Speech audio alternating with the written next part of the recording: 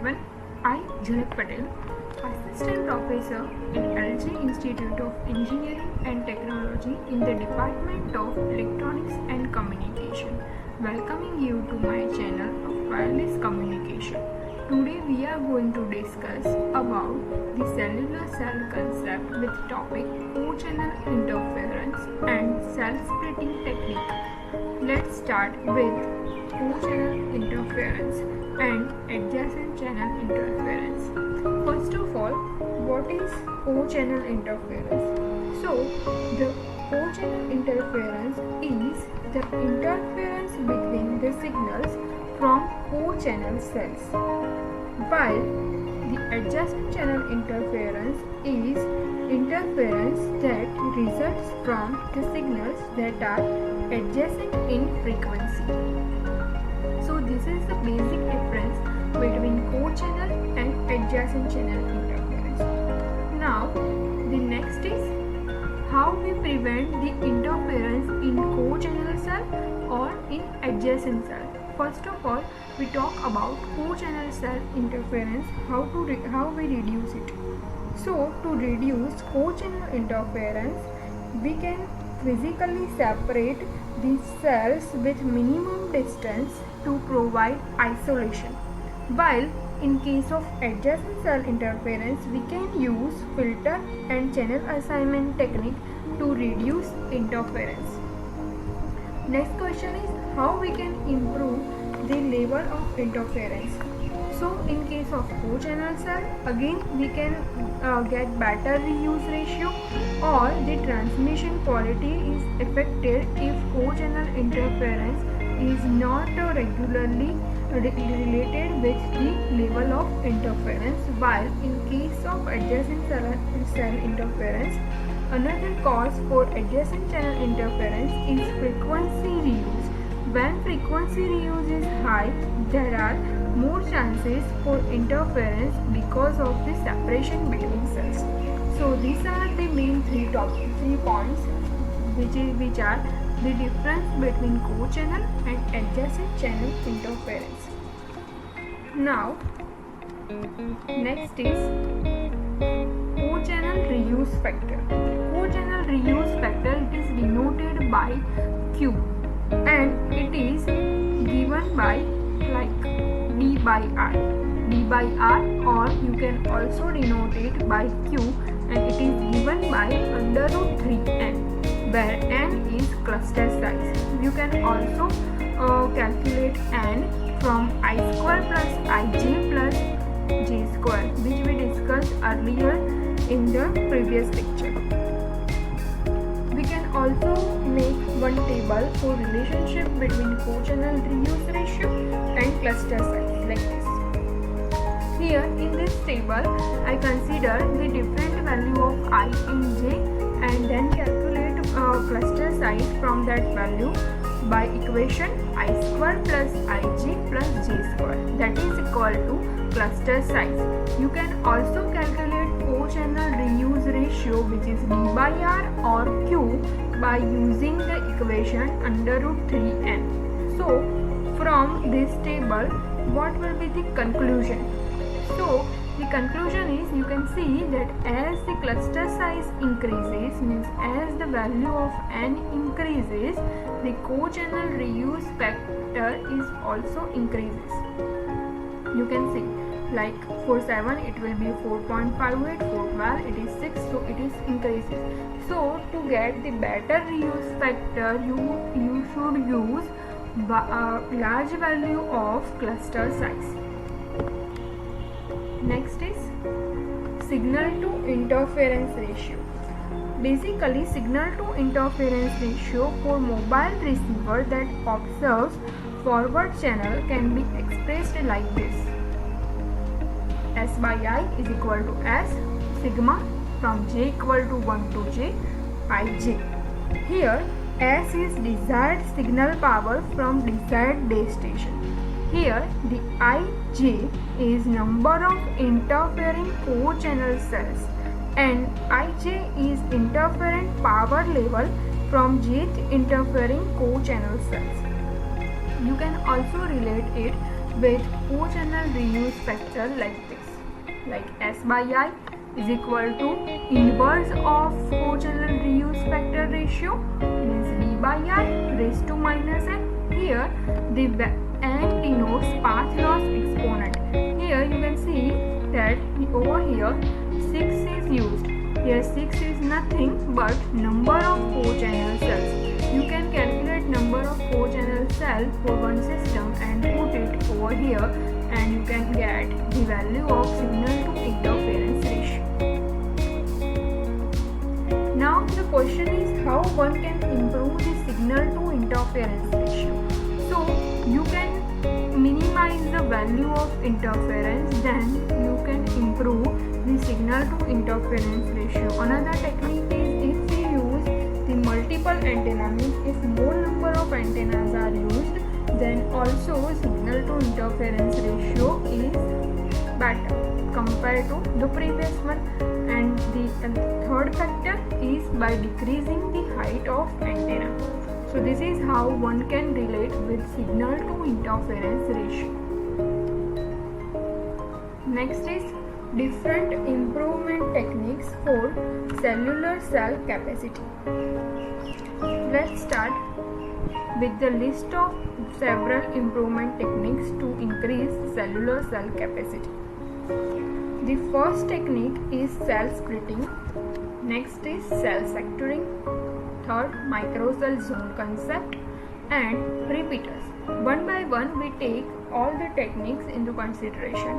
First of all, before discussing this all technique, let's start with role of trunking and grade of service in improvement technique of cellular cell capacity. First of all, what is trunking? So trunking is basically deals with the accommodation of large number of mobile users in a limited radio spectrum. So this is how one can relate with trunking. Now how it is related with grade of service? So grade of service is the ability of user to access system during busiest hour. So we can say that both the term is related with traffic intensity. Traffic intensity is offered by user is the call request rate with the particular holding time of that call. It is denoted by capital A with subscript U. AU means user traffic intensity. Next is LRB.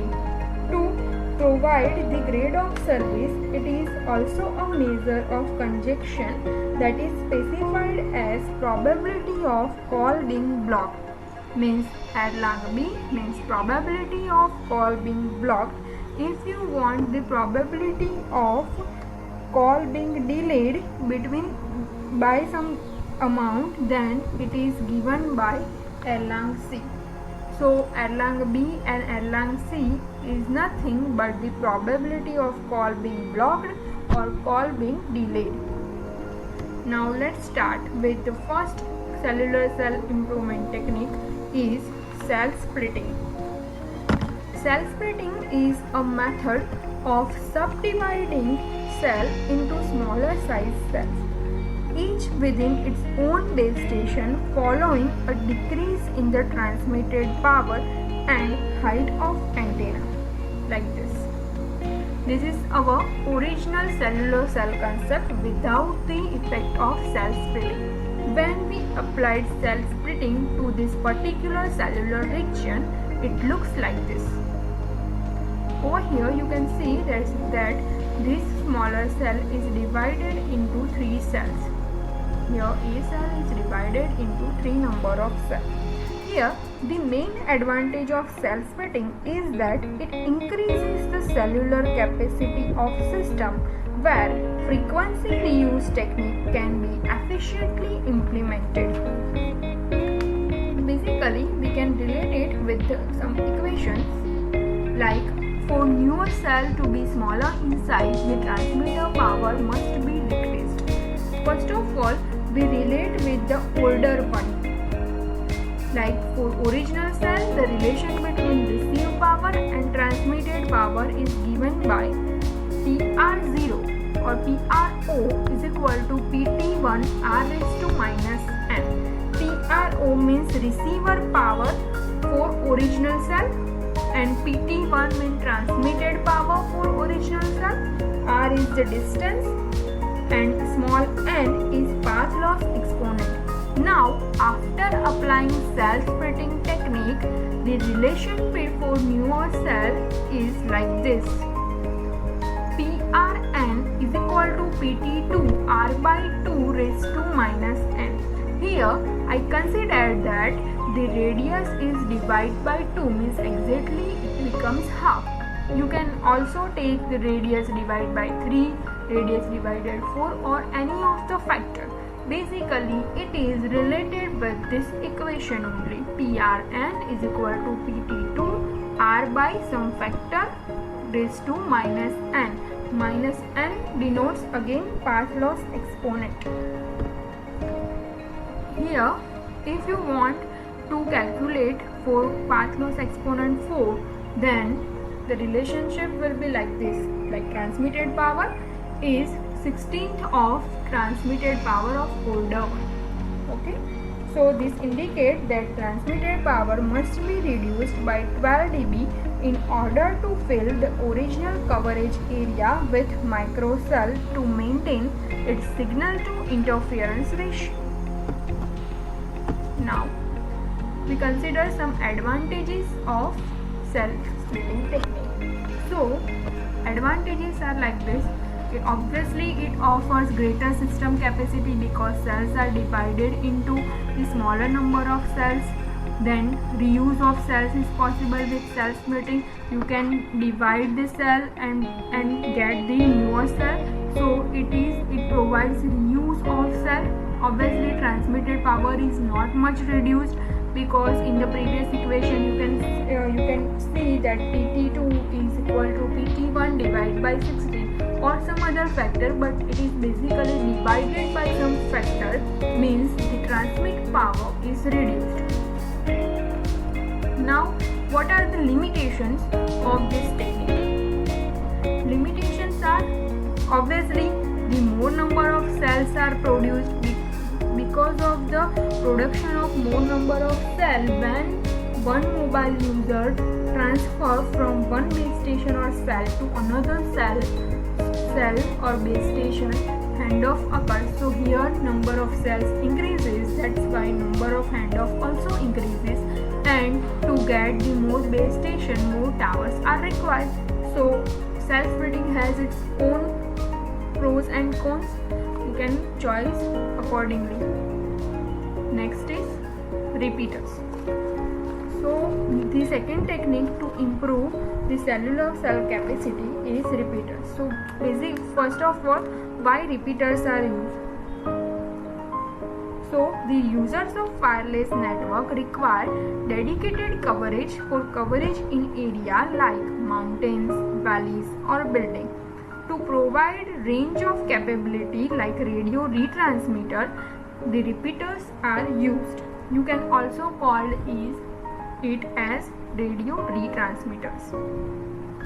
Basically, repeaters receives any signal from the base station and amplifies it and re-radiate it from the base stations to the particular coverage area where the user requires dedicated coverage. It is formed like this. In the figure you can see that there is microcell tower is also there. Also the various distributed antennas. Here the distributed antennas are nothing but the directional antenna. Now, what is the role of directional antenna in the repeaters? So directional antenna are connected to the input or output of repeaters for localize the spot coverage in tunnels or buildings means to get the better range of coverage. Next is role of repeater is to extend the range, not capacity. Means it does not increase the capacity, but it extends your range of coverage.